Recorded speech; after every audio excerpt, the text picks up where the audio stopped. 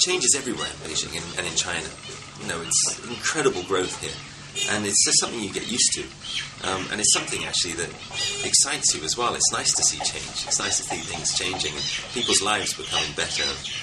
You know, there were no private cars 18 years ago. It was all taxis and government cars. And now it's like...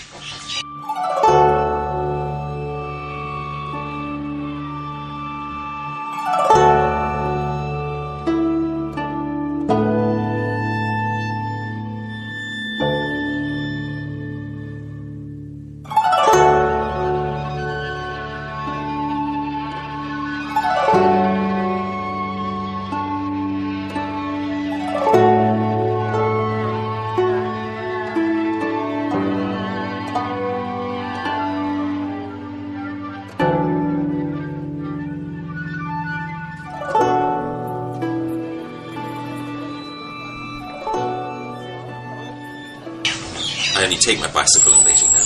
They used to, you know, taxi drivers used to follow you down the street, telling you to get into their cabs because they were so desperate for rides. Now you can't even stop a cab. They're too busy. You know, the birth of a middle class, and people are affording all of these things now. It's changed so much. And me, I stick to the bicycle lanes, and that's where you find most of the old Beijingers on bicycles. And so, you know, it's still very appealing. It's a beautiful life I have here. And, but change has been, you know, I could never have expected to witness this much change. You know, I don't think anyone could live anywhere for 18 years and not be changed by the culture slightly, right? I've changed a lot in my time here. I like to think I've become a much more understanding and better person. I've opened up my mind a lot more, you know, to learn another language and another culture, and learn, you know, what you need to do to be able to localize and live in somebody else's country and culture. It's a very good experience for the mind and for the soul. So it's been a great 18 years, and I'd say I've definitely changed for the better. I think if I'd grown up on a small island like England and never left, I don't think I would be the person I am today. I think it's definitely good for the soul to travel and discover and learn other cultures and languages and eat great food and all these things. It's got to be good for you, right?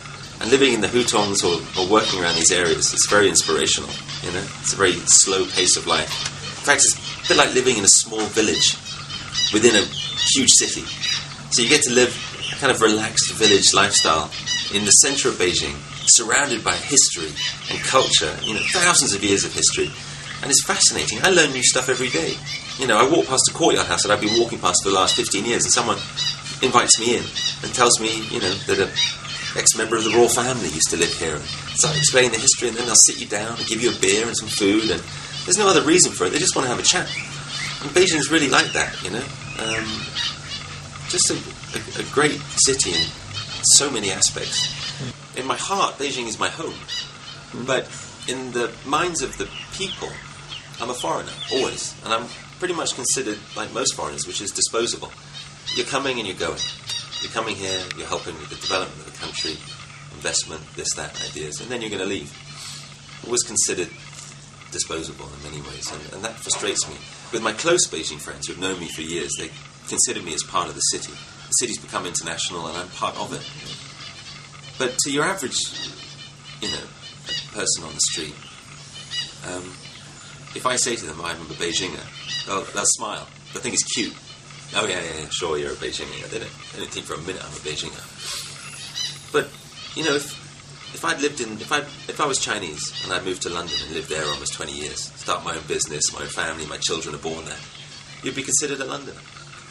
Your children would have British passports. You know, just enjoy my life here, really. Look after my kids. Travel. And live life to the full. That's my plan, always. Be passionate. Respect people, you know. Pretty simple. I don't ask for too much.